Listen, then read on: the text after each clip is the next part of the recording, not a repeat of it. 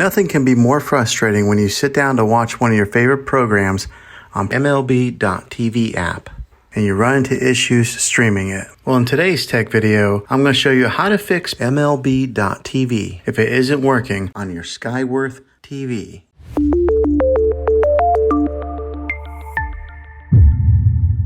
Let's see if we can fix your problems and get your MLB.TV back up and running as quickly as possible. The first one, it's the easiest one to try, and that is to unplug your TV from the wall outlet and wait 60 seconds. Now don't be impatient here, wait the whole 60 seconds, then plug it back in. This is very different from turning your TV on and off with your remote control. This is what we call a hard reset of your TV, so make sure you do this method. If that doesn't work, then find your router that is giving you Wi-Fi and unplug the power to that for 60 seconds. Then plug it back in. If it fixes it, great. If not, let's go ahead and move on to the next method. Try deleting MLB.TV on your TV. Go to wherever the apps are located on your system and remove the app altogether. Then reinstall MLB.TV again. After you reinstall it, you might have to log back in with all of your credentials, but hopefully this will work. And if that doesn't work, then I recommend buying an affordable Roku stick, Fire Stick, or Apple TV 4K and plug that into your TV and use that as your main streaming player. And you'll be able to access MLB.TV. I'll put links in the description down below of where you can get one. Well, hopefully this video was helpful for you.